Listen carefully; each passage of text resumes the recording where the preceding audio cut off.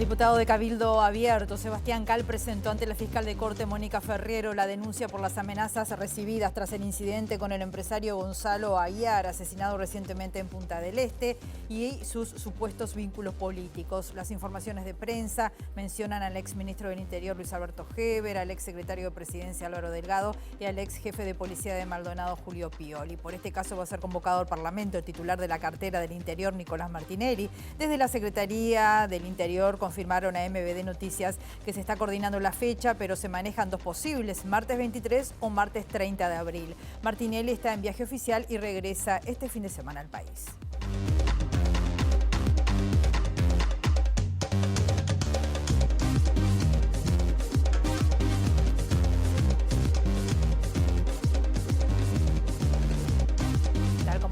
Bienvenidos a MBD Noticias. Comenzamos con la información con 22 grados a esta hora aquí en Montevideo, en una jornada que va a seguir con el cielo algo nuboso, una máxima anunciada de 20 grados. Estamos viendo allí ese mediodía soleado que hay sobre Montevideo y las cámaras del Centro de Gestión de Movilidad que nos cuentan que, entre otras cosas, hay que tener cuidado en Guaná, entre Eduardo Acevedo y Jackson, hasta las 5 de la tarde carga y descarga. Carlos Anaya, entre Ramón y Cajalier y Garibaldi, hay hormigonado hasta las 18:30 horas. O María Orticochea, entre Bell y Garzón, hay obras también hasta las 18 horas.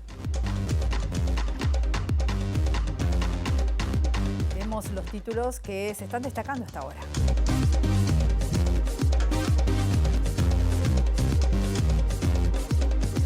Mario Vergara, expresidente del Banco Central, sostuvo que hay un atraso cambiario producto de la no intervención de la autoridad monetaria. Para el precandidato del Frente Amplio, el desalineamiento se ubica en el 15% respecto al dólar. Los trabajadores y trabajadoras del Centro Auxiliar de Castillo reclaman mejorar los recursos destinados a la salud mental y denuncian que no reciben un complemento salarial otorgado por la Ley de Salud Mental.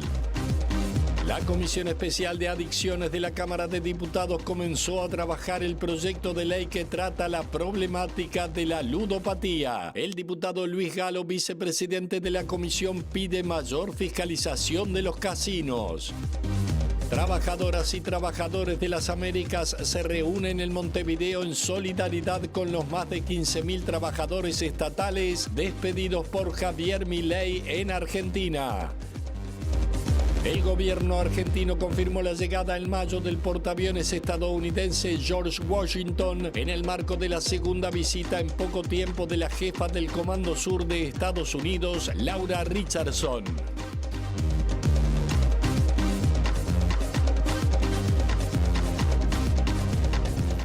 El diputado de Cabildo Abierto, Sebastián Cal, se reunió en las últimas horas con la fiscal de Corte, Mónica Ferriero. Presentó además una denuncia en Fiscalía por las amenazas del empresario Gonzalo Aguiar, que fue asesinado recientemente en Punta del Este, y además por los vínculos políticos de este hombre. Según informó el periodista Eduardo Preve, en el relato se menciona al exministro del Interior, Luis Alberto Heber, al exsecretario de Presidencia, Álvaro Delgado, y al ex jefe de Policía de Maldonado, Julio Pioli. Fuentes del Ministerio del Interior confirmaron a MBD Noticias que se está coordinando la fecha en que el ministro Martinelli va a concurrir al Parlamento a dar explicaciones de este y de otros casos. Se manejan dos fechas, el martes 23 o el martes 30 de abril. Martinelli va a regresar el próximo domingo de Washington, donde firmó un memorándum de cooperación con la DEA, la Administración de Control de Drogas.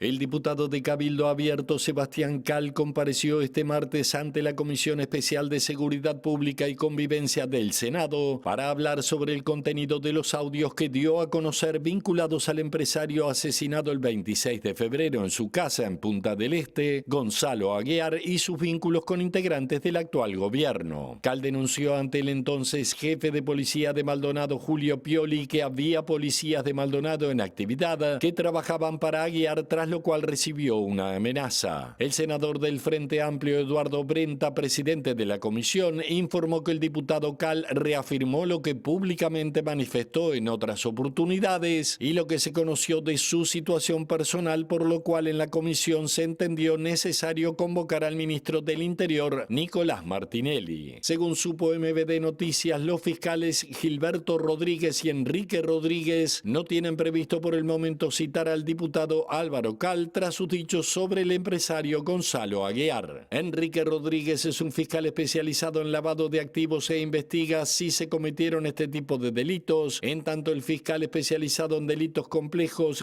Gilberto Rodríguez, tiene a su cargo la denuncia por estafa contra Gonzalo Aguiar presentada por empresarios canadienses y así como presuntas irregularidades en el casamiento de esta persona. De todas formas, ambos fiscales no descartan citar a Cali en caso de que en la esfera parlamentaria surjan indicios de delitos, los que pueden llegar a ser investigados por un fiscal de Maldonado en caso que se hayan cometido en ese departamento.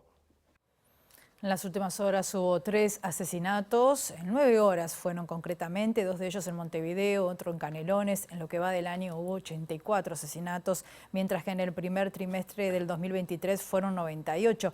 El Ministerio del Interior va a presentar las cifras oficiales cuando el Observatorio Nacional de Violencia y Criminalidad procese todos los datos. Además, este ministerio firmó en las últimas horas un memorando de cooperación con la Administración de Control de Drogas de Estados Unidos, conocida como la DEA. Según publicó el propio ministro Nicolás Martinelli en su cuenta de X, el acuerdo certifica el compromiso mutuo en la lucha contra el narcotráfico y es producto del trabajo que llevaban adelante desde el 2020, que está buscando intensificar el intercambio de información y realizar operaciones.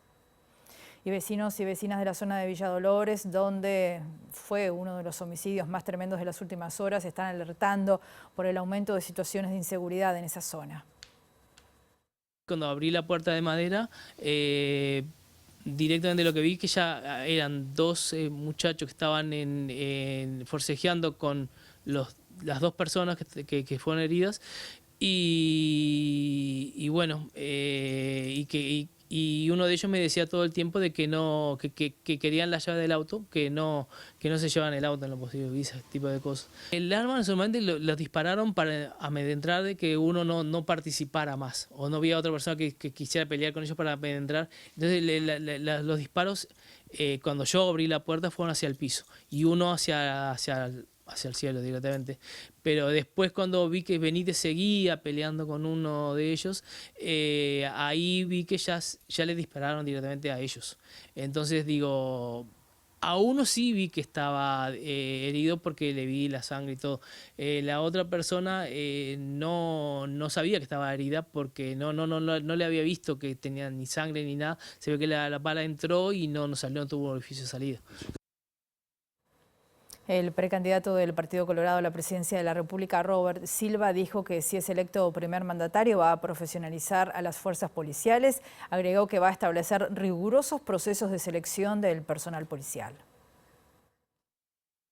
Siendo yo presidente de la República, lo que voy a hacer es profesionalizar a las fuerzas policiales, estableciendo rigurosos procesos de selección de los directores nacionales, de los jefes de las cárceles, de los jefes de policía. Eso responde a otra realidad donde había designaciones directas. Ahora hay que estimular la carrera de los policías, hay que proteger, profesionalizar, reconocer el trabajo de la Policía Nacional. Eso será indiscutiblemente un diferencial en la mejora de la seguridad. Porque los jefes que hay actualmente no son los mejores que podría haber. Los jefes que hay actualmente son buenos con un mecanismo de designación directa. Parto de la base que los jefes actuales son buenos porque el gobierno los ha designado. Pero en un gobierno nuestro los jefes de policía, estos u otros, podrán concursar, competir y van a estar los mejores. Porque saben que también para administrar la seguridad de un país se precisa planes. Y en los procesos de selección tienen que haber planes que proyecten cómo se va a atender la seguridad en todas las circunscripciones, en todos los departamentos. La inflación de marzo fue del 0,02%, por lo que el valor acumulado interanual quedó en 3,8%, es decir, que bajó 9 décimas con respecto a febrero. Esta es la inflación a 12 meses más baja del actual periodo de gobierno, por debajo del 3,87% de septiembre del 2023. El indicador está por 10º mes consecutivo dentro del rango meta del Banco Central, que es definido entre el 3 y el 6%. La principal incidencia en la variación mensual proviene del rubro alimentos y bebidas no alcohólicas, que tuvo una baja del 0,15% a nivel global. Se registraron bajas en cortes de carne de hasta el 6,8% y en cuanto a frutas y verduras hubo marcadas variaciones hacia el alza y la baja. Además, la división vivienda creció 0,06% y educación 0,07%.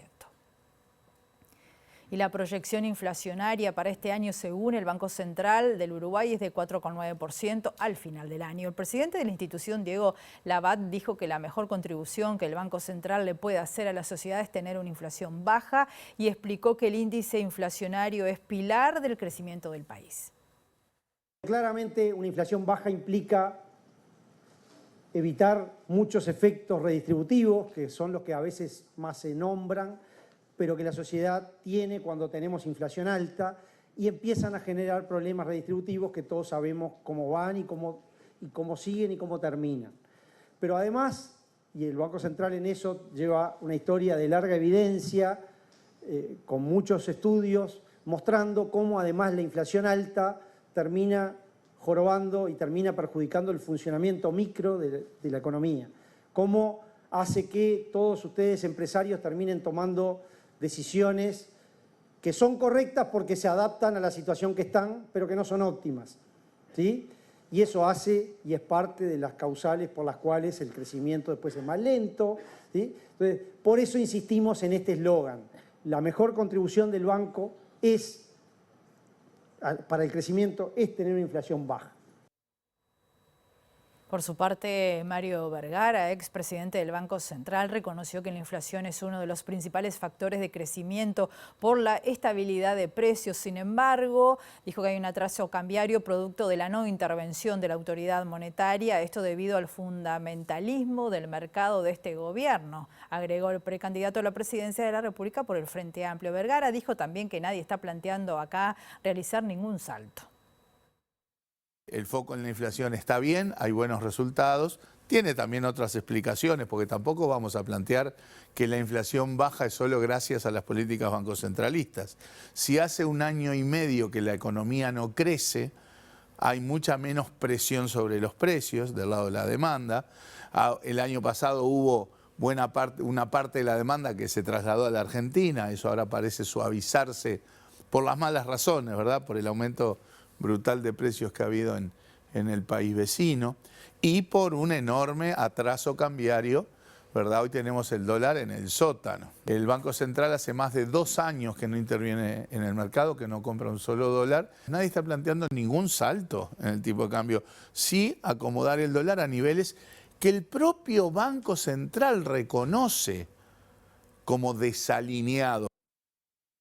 Según el índice de precios fronterizos de la Universidad Católica, Salto está 50% más caro que la localidad argentina de Concordia. La cifra presentada representa una caída importante de la diferencia de precios, ya que en septiembre del año pasado la ciudad uruguaya estaba 180% más cara y según especialistas en 3 meses la brecha podría desaparecer. Cuando una familia sale a comer afuera, en ese caso es la diferencia mayor, que es 126%, y es la que menos se achicó en relación a todas las mediciones anteriores. Por ejemplo, si tomamos alimentos y bebidas no alcohólicas, es así, en septiembre era 190% la diferencia y hoy es 46%. Lo mismo con otra categoría como es el transporte, era 185% hace 7 meses y hoy es 30%. Entonces, bienes diversos, donde ahí tenemos algunas categorías como shampoo, jabón de tocador y demás, era arriba de 300% hace 7 meses y hoy es 54%.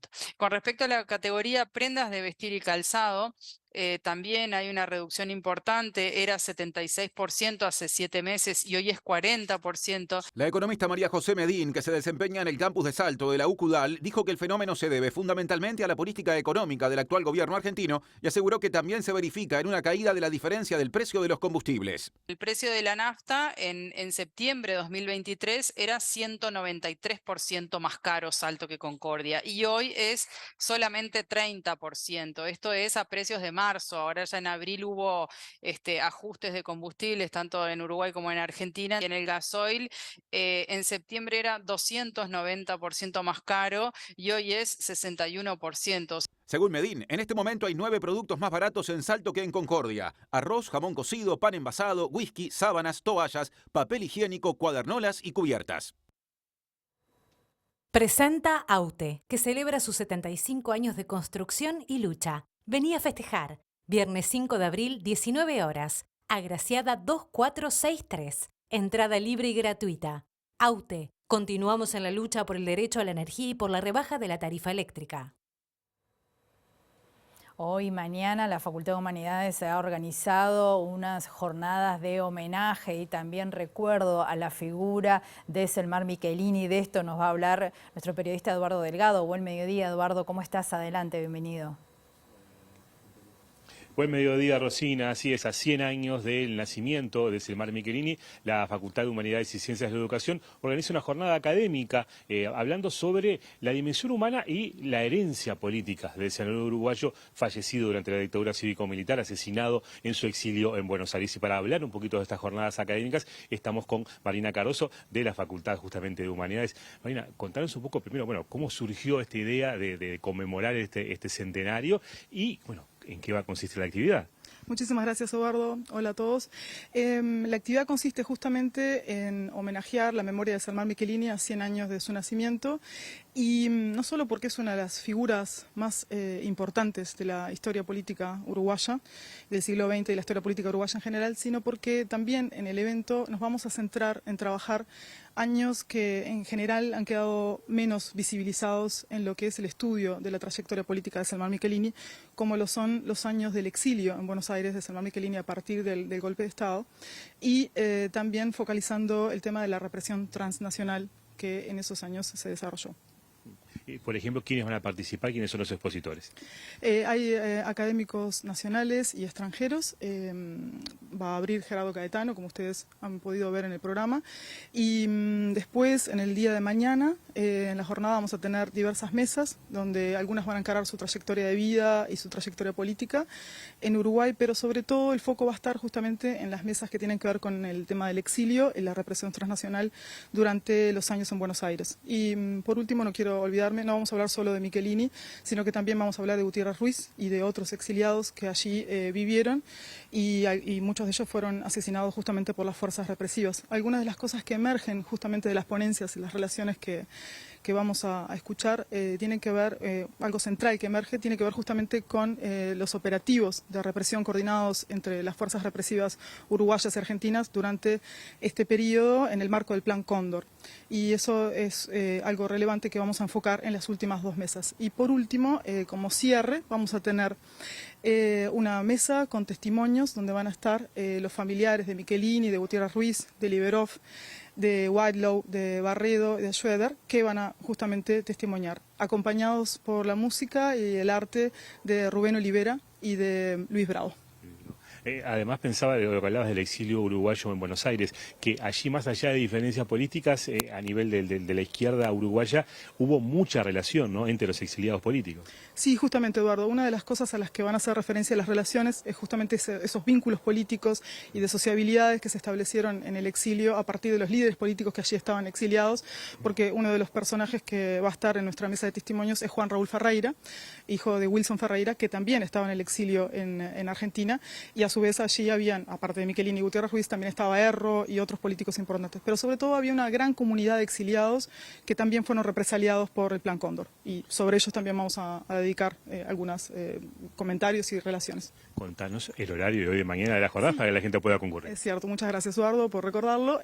Hoy empezamos a las 18 horas en la Sala Mayolo de la Facultad de Derecho, en la Universidad de la República, y mañana vamos a estar todo el día en el Salón de Actos de la Facultad de Humanidades. Una cosa que no quiero dejar de destacar es el apoyo que hemos recibido de la Fundación Michelini y de otras instituciones que figuran entre los apoyos que ustedes podrán ver en el afiche de la jornada, que son muchos y muy importantes, y también los mensajes que hemos recibido y que vamos a leer hoy en compañía de las autoridades de nuestra UDELAR, el rector y el decano de la Facultad de Humanidades.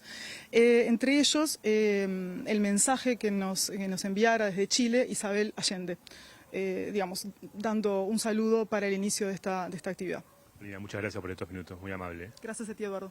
Rosina, volvemos contigo y cerrar este muy recordando además, ya que estamos hablando de la Facultad de Humanidades, hablar de la UDELAR, que el archivo justamente de la UDELAR fue la que recuperó un pequeño fragmento de un discurso, recuerdo, de Selmar Michelini, aún siendo integrante del Partido Colorado previo a su pasaje cuando se nació el Frente Amplio en 1971. Presentó AUTE, que celebra sus 75 años de construcción y lucha. Vení a festejar. Viernes 5 de abril, 19 horas. Agraciada 2463. Entrada libre y gratuita. AUTE. Continuamos en la lucha por el derecho a la energía y por la rebaja de la tarifa eléctrica. Bien, agradecemos este móvil de Eduardo Delgado y esa invitación planteada para recordar la figura de Selmar Michelini hoy entonces allí en la Facultad de Derecho y mañana en el Salón de Actos de la Facultad de Humanidades. Hacemos una pausa muy breve, volvemos enseguida.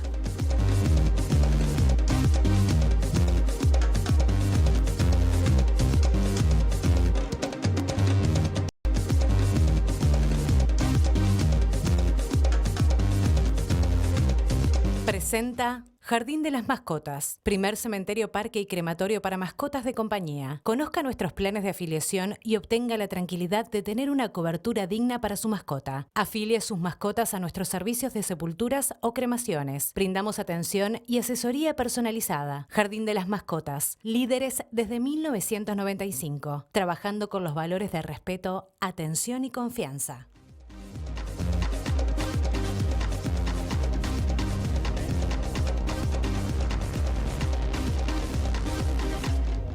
Seguimos en MB Noticias con 23 grados a esta hora en Montevideo. Para el precandidato del Frente Amplio, Mario Vergara, la derrota electoral del 2019 obligó a repensar la importancia de las elecciones internas. El postulante por convocatoria serenista progresista defendió la pertinencia de su precandidatura en un escenario que se presenta polarizado. Vergara argumentó que la distancia que le llevan sus correligionarios no es mayor a la que hay entre Delgado y Raffo en el Partido Nacional. Lo mismo en otros partidos, remarcó y dijo que nadie está planteando si quien va en segundo o tercer lugar se tiene que bajar de la campaña.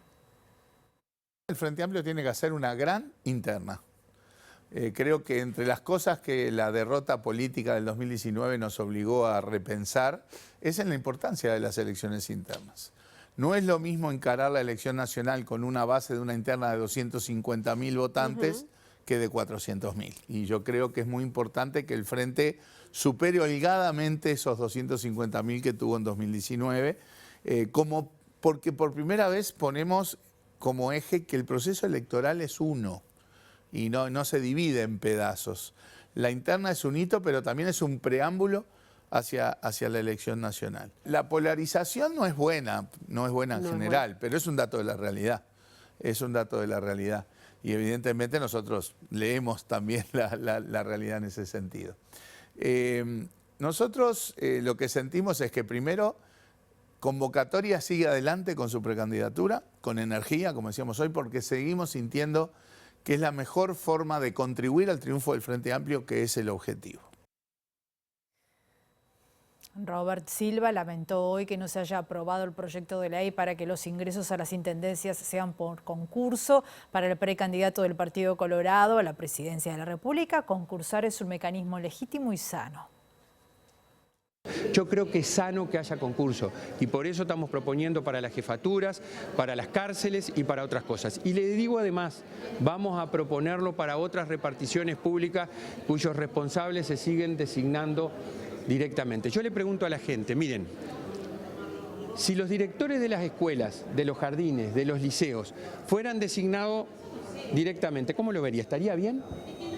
¿No es legítimo el mecanismo de concurso, de mérito, de oposición, en definitiva para encontrar los mejores? Bueno, nosotros eso lo queremos para todo el Estado, porque hay que tener un Estado eficiente para atender los problemas de la gente. El expresidente de la República, José Mujica, dijo que ocupará un lugar en la lista de las 609 del Movimiento de Participación Popular, pero como suplente para entrar en temas puntuales. También se refirió a la campaña electoral y criticó el uso de la inteligencia artificial. La tecnología avanzó mucho más que nosotros en materia de valores, en términos promedio como sociedad.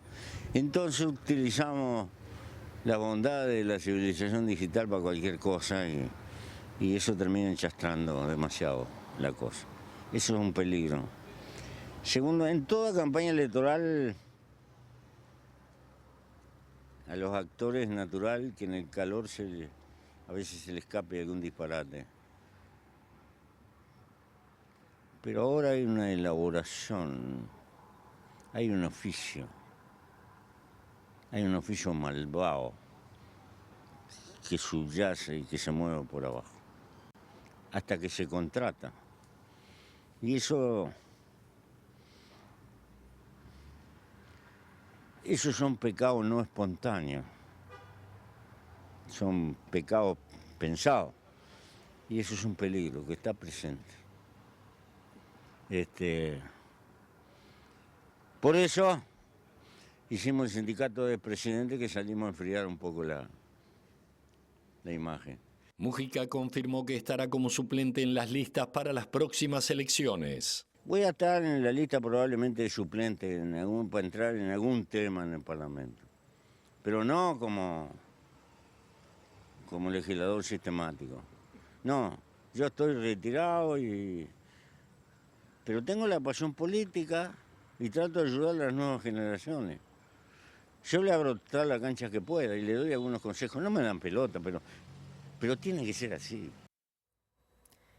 En el ámbito gremial, el Sindicato de Funcionarios Estatales hará un paro el jueves 18 de abril en rechazo al nuevo régimen de licencias médicas para el sector público. La nueva redacción otorga un máximo de 9 días hábiles de licencia remunerada por enfermedad y desde COFE entienden que viola varias leyes internacionales. Nosotros lo vemos con mucha preocupación. Esto fue una decisión unilateral de gobierno, violando todos los ámbitos de negociación colectiva, violando la ley de negociación colectiva del sector público. Y es por eso de que justamente hoy vamos a reunir la Asamblea Nacional de Delegados para definir varias medidas, algunas de carácter jurídico a nivel nacional e internacional y otras que son de carácter gremial. De hecho, se va a poner a consideración un paro general de 24 horas con una movilización. Esto aparte no solo involucra a COFE, sino a otros sindicatos públicos, y hoy en el departamento de públicos del PICNT estuvimos analizando la posibilidad de que otros sindicatos también puedan tomar medidas en este sentido. Eso se va a evaluar, ya hay un acuerdo con los compañeros de la CESEU, de la enseñanza, porque evidentemente esto es una cuestión que violenta la ley de negociación colectiva, que aplica una tabla rasa sin ningún tipo de contrafuerte y que evidentemente genera una situación muy inconveniente para todos los trabajadores estatales. Los trabajadores y trabajadoras del Centro Auxiliar de Castillos están reclamando mejorar los recursos destinados a las patologías de salud mental en el hospital y en ese sentido están denunciando que un complemento salarial que recibían las psicólogas otorgados por la nueva ley de salud mental les fue quitado. Yo hace 5 años que entré por concurso. Y bueno, en el momento que ingresé y averigüé cuánto iba a cobrar, me dijeron que tenía un complemento por salud mental, que eso surge cuando se empieza la nueva ley de salud mental, se disuelven las colonias y todo el plan de salud mental, que había diferencias muy grandes de sueldo, entonces surge este complemento como una reivindicación para el sector de salud mental. Bueno, el 27 de febrero nos llaman a la dirección y nos notifican que a partir del 1 de marzo nos dan de baja ese complemento sin ninguna justificación, sin ninguna reunión previa con las direcciones departamentales. Es casi la mitad del sueldo que nos están quitando. ¿Eso sucedió en otras dependencias también?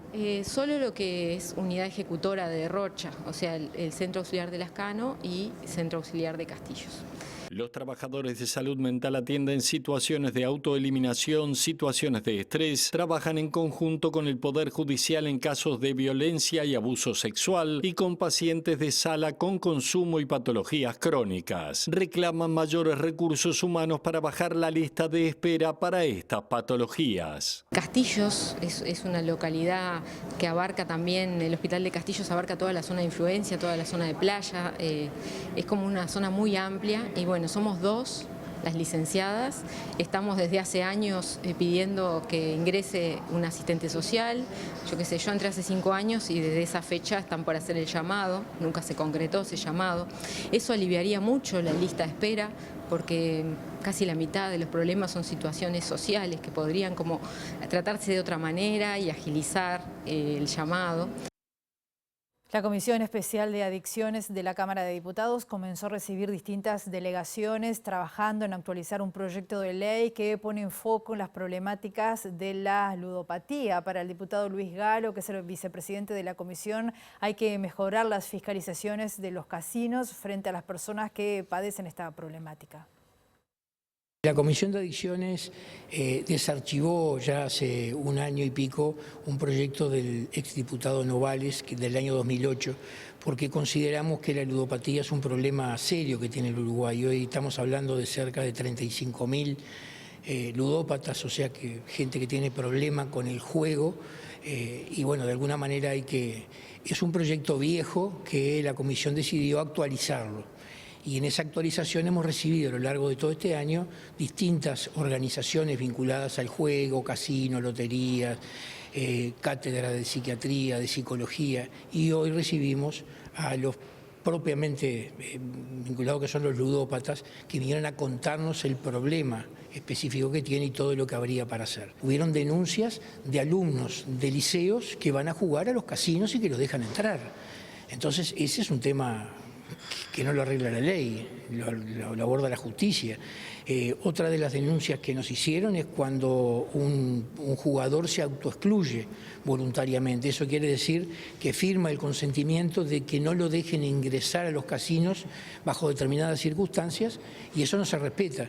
La persona pierde, nos han dicho pierden, y al otro día firman todo, obviamente para que no lo dejen entrar, y al otro día lo dejan entrar. Entonces, así es muy difícil poder legislar. El Club Trubil lanzó una campaña de colaboración para hacer frente a las pérdidas materiales tras el incendio que afectó las instalaciones el pasado martes. Según el dirigente Héctor García, el monto de las pérdidas no ha sido evaluado, pero afectó uno de los salones conocido como el Salón Rojo de la institución, la parrillada y además gran parte de las instalaciones eléctricas.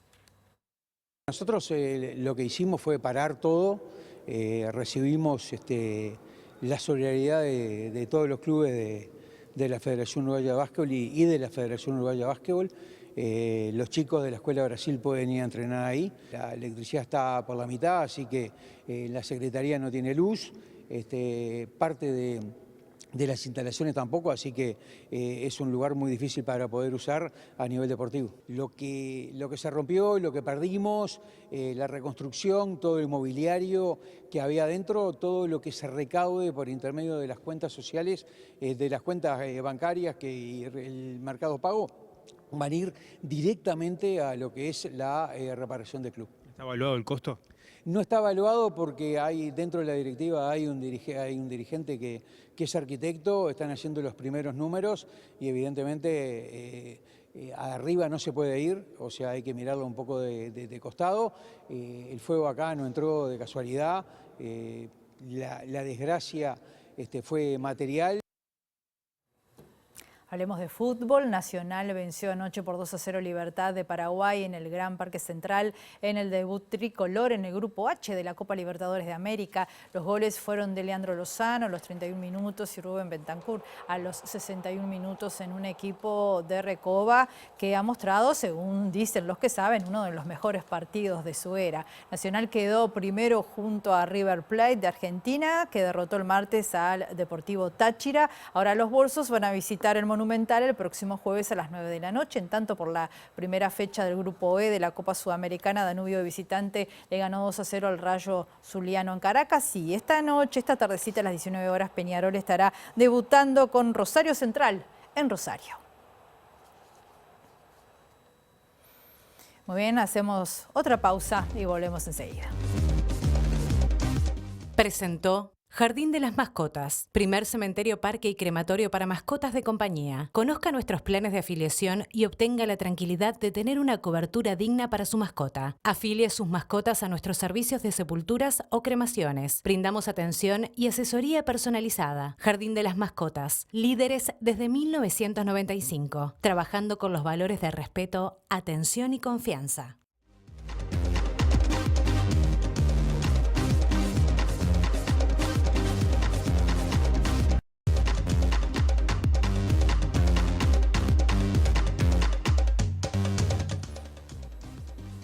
Último bloque de MB Noticias, continuamos con información. Les contamos que el PIT-CNT manifestó solidaridad ante el despido masivo de funcionarios públicos en Argentina en el encuentro de la Confederación Sindical de Trabajadores de las Américas, que se reunió aquí en Montevideo. Se manifestó el apoyo a personal del Estado ante las políticas del presidente Javier Milei. Hasta el momento las bajas se ubican en 11.000 puestos en toda la administración pública nacional, pero además se están anunciando más despidos. Consternados, lo miramos desde la empatía, desde la solidaridad, al barrer 70.000 trabajadores menos en la administración central, pero además muchas veces con eliminación de servicios públicos que son centrales para el desarrollo económico, social y cultural del pueblo argentino, como tiene que ver con el instituto que promueve las actividades culturales, el cine y el teatro, con el INADI que promueve principios básicos de no discriminación de la gente, como toda la política de recortes al barrer a priori, sin explorar además caminos elementales de negociación colectiva. Nos parece que realmente es un camino que desde el punto de vista, digamos, del desarrollo, desde el punto de vista además de los derechos laborales, de la protección laboral, cuando el Estado hace de empleador y la normativa de la Organización Internacional del Trabajo, digamos, nos parece que realmente es un despropósito. El Estado cumple un rol central desde el punto de vista de atemperar, amortiguar las desigualdades que existen en la sociedad de mercado, en la sociedad capitalista. Entonces, cuando en cualquier país de nuestro continente, que es el continente más desigual del planeta, se la emprende contra el Estado, se la está emprendiendo contra cualquier camino de desarrollo social que tenga en cuenta a los sectores más vulnerables. Si no, la pregunta es la siguiente: ¿para qué el desarrollo y el crecimiento económico si no es para beneficiar a las grandes mayorías de la sociedad? Y en ese encuentro, que reunió a más de 20 centrales sindicales de las Américas, se mostró preocupación, como decíamos, por las políticas que está aplicando el presidente Javier Milei en Argentina. El secretario general de la Confederación Sindical de Trabajadores de las Américas, Rafael Freire, dijo que Milei puede inaugurar un nuevo tipo de dictadura en la región. El gobierno Milei está llevando a un fundamentalismo programático neoliberal como nunca vimos aqui na região. E mira que já tivemos governos da extrema-direita, como Bolsonaro em Brasil, no caso de Trump em Estados Unidos. O que Milei está haciendo é algo que não imaginávamos que se passaria nesta época, no século XXI. Primeiro, además de um ataque fortíssimo aos direitos sociais, laborais, às organizações sociais, há quase nada de diálogo com o parlamento, há confronto enorme institucional com os governadores. Pero o mais preocupante é que Milei pode inaugurar um novo tipo de ditadura.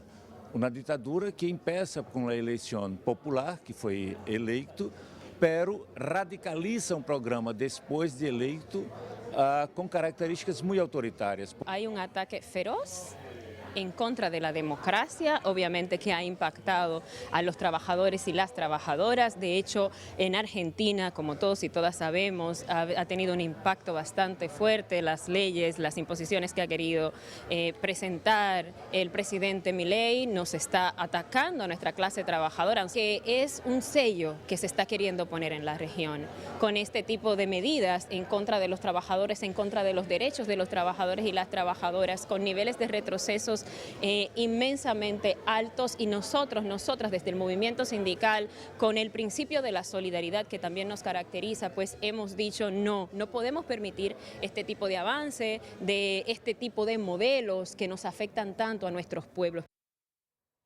Y hoy en Argentina hay un paro nacional docente, hay una gran movilización de docentes, también de jubilados, de trabajadoras y trabajadores, y se está denunciando represión por parte de la policía de la ciudad de Buenos Aires. Estamos en comunicación con la diputada Romina del Pla, es diputada y dirigente del Partido Obrero. Buen mediodía, Romina, ¿cómo estás? Hola, ¿qué tal? Bueno, acá regresando de la movilización que, como ustedes bien decían, en el marco de este paro nacional docente, que se realiza en la fecha donde se cumplen 17 años del asesinato del maestro Carlos Fuente Alba, en otra represión, en otra lucha docente en la provincia de Neuquén. Realmente es inaudito lo que ha ocurrido, pero viene ocurriendo demasiado a menudo ya aquí en nuestro país. que es la represión con gases lacrimógenos, con empujones, con golpes, a una movilización absolutamente pacífica de docentes y jubiladas y jubilados. No obstante esto, la movilización no solo no terminó, sino que culminó luego con un acto ya sobre la Plaza de los Dos Congresos en homenaje a Carlos Fontealba, y donde justamente se plantearon todos los reclamos de este paro nacional, que tiene que ver con el rechazo al recorte de un fondo que pagaba el Estado Nacional por ley, que es el Fondo de Incentivo Docente, el reclamo de terminar con el recorte del envío de partidas a las distintas provincias que tienen que ver con infraestructura escolar, comedores escolares, otro tipo de programas educativos. Y en ese sentido fue muy importante el paro que se realizó en todo el país, y por eso tan importante también esta movilización y este acto. Bien, Romina, era para tener un primer acercamiento a lo que está sucediendo a esta hora, a cuenta de mayor cantidad de poder tenerte en otro momento con más tiempo para profundizar en todos los cambios que están viviendo allí, en las clases trabajadoras, los gremios y en particular la educación. Te agradecemos esta primera aproximación. Muchas gracias a ustedes. Un saludo a Uruguay. Bien, y nosotros vamos a recibir a nuestro compañero Diego Martini porque tiene un entrevistado para profundizar en temas de seguridad. Diego, ¿cómo estás? Bienvenido. Hola Rosina, buen mediodía para vos y para todas y todos. Estamos en contacto con Diego Sanjurjo, que es director de políticas focalizadas acá en el Ministerio del Interior, pero es el referente de seguridad, el precandidato colorado Robert Silva. Diego, gracias por estos minutos y quería consultarte por una propuesta que tiene que ver con un aumento salarial a los policías, pero también con una exigencia de que se pase a exigir el liceo terminado, el secundario terminado. Sí, a ver, si me dejaste hago una pequeña introducción, ¿no? Lanzamos el otro día un programa de 20 medidas, estamos muy orgullosos de ese programa, lo armamos con un equipo durante 6 meses. Creo que es el primer programa con medidas serias de seguridad que tenemos hasta ahora dando vueltas a esta elección. Y esas 20 medidas están categorizadas en 4 o 5 temas. Uno de ellos es lo que llamamos profesionalización policial. ¿Cuál es el objetivo? El objetivo es que cualquier hijo de vecino en Uruguay pueda querer ser policía porque le interesa la seguridad pública y porque la carrera policial es una carrera bien pagada, dinámica, interesante, desafiante, ¿no? Algo que hoy no es por varias razones. Entonces, lo que nosotros consideramos es que tenemos que subir por un lado los requisitos, las exigencias, hay que subirlas, pero a su vez si le vamos a exigir más a estas personas también tenemos que remunerarlas de manera acorde. Entonces, lo primero que planteamos es que ya no se precise solamente ciclo básico para entrar a lo que es la gran parte, el 90 y pico % de los policías son policías de los ejecutivos, son los subalternos. Ellos solamente precisan ciclo básico. Planteamos que haya que requerir liceo completo. La formación de ellos hoy es de 600 horas, pensamos subirla a 800. Y a su vez el salario, sí, nos parece que está muy sumergido, no se corresponde con una tarea que es de mucho riesgo y de mucha responsabilidad. Entonces planteamos que en un tiempo prudencial y en la medida de lo posible podamos subir más o menos un 50% el salario policial del personal ejecutivo, que es aquel que está directamente relacionado con la prevención, la disuasión, la investigación y la represión del delito. ¿Esto es posible realizarse en el corto plazo? No, en el corto plazo seguramente no, ¿verdad? Pero nos parece que de manera gradual, año a año, se puede ir subiendo, teniendo ese objetivo en mente, ¿verdad? También planteamos en realidad una reforma un poco mayor, por la cual vamos a invitar a la Oficina Nacional de Servicio Civil a instalarse en el Ministerio del Interior para corregir un montón de problemas que nos parece que tiene a veces el funcionamiento del Estado y que seguramente nos va a permitir ahorrar bastante, ¿verdad? Otra medida que tenemos asociada a esta categoría es la eliminación de la selección directa de los cargos que dirigen las direcciones nacionales y las jefaturas departamentales. ¿Que sea concursable? Exacto, es decir, a través de concursos. Acá para nosotros lo importante es que es poder reducir esa selección directa lo más posible, ¿verdad? Y que los policías que terminen dirigiendo o teniendo la mayor responsabilidad sean aquellos que tengan la mejor preparación, que tengan las mejores notas también, y también los que presenten la mejor estrategia de desarrollo para sus direcciones a futuro, ¿no? Esto también, ¿por qué? Porque es un mensaje a toda la carrera policial, ¿no? A todos los policías que hoy por hoy piensan, bueno, si yo me capacito, si yo me formo, si yo saco las mejores notas, ¿qué repercusión tiene eso luego en mi futuro, verdad? Bueno, queremos que lo tenga. Queremos que aquel policía que se esfuerza reciba un salario digno, pero también que reciba la posibilidad luego de dirigir a sus compañeros, ¿no? Esto lo planteas como referente de seguridad de un candidato, o sea, que hablamos de algo político partidario, pero vos estás en el Ministerio del Interior, ¿has aportado alguna de estas ideas? Bueno, yo estoy muy orgulloso del trabajo que venimos haciendo en el Ministerio, no solamente el trabajo que hacemos con el personal policial. Recordemos que, bueno, nosotros servimos a la policía y la policía nos sirve a nosotros, ¿verdad?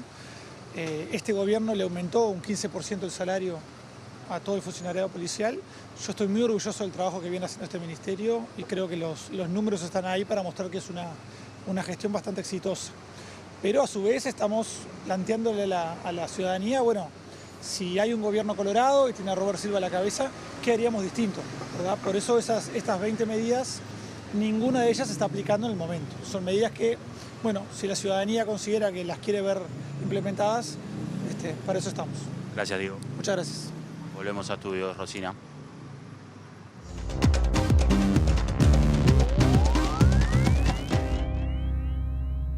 El gobierno argentino confirmó la llegada en mayo del portaaviones estadounidense George Washington en el marco de la segunda visita en poco tiempo de la jefa del Comando Sur de Estados Unidos, Laura Richardson.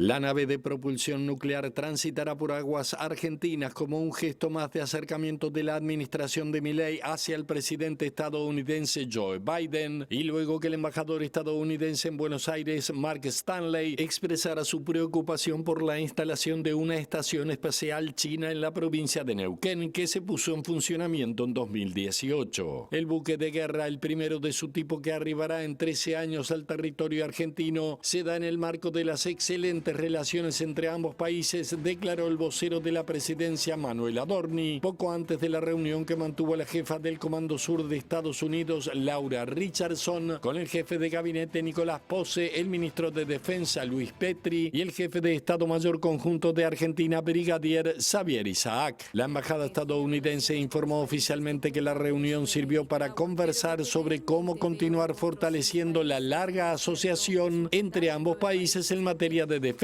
y coordinar operaciones internacionales de mantenimiento de paz y asistencia en caso de desastre, así como para contribuir a los objetivos de modernización militar de Argentina. Hasta ahora el gobierno de Milei no ha brindado detalles sobre la agenda del portaaviones Washington en Argentina, ya que legalmente para que se pueda realizar un ejercicio militar conjunto con un país extranjero o para que un barco de guerra amarre dentro del territorio argentino es necesaria la aprobación del Congreso.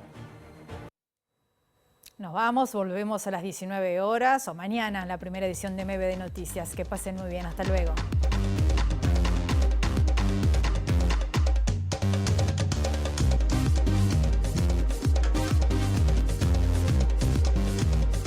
Mario Vergara, expresidente del Banco Central, sostuvo que hay un atraso cambiario producto de la no intervención de la autoridad monetaria. Para el precandidato del Frente Amplio, el desalineamiento se ubica en el 15% respecto al dólar.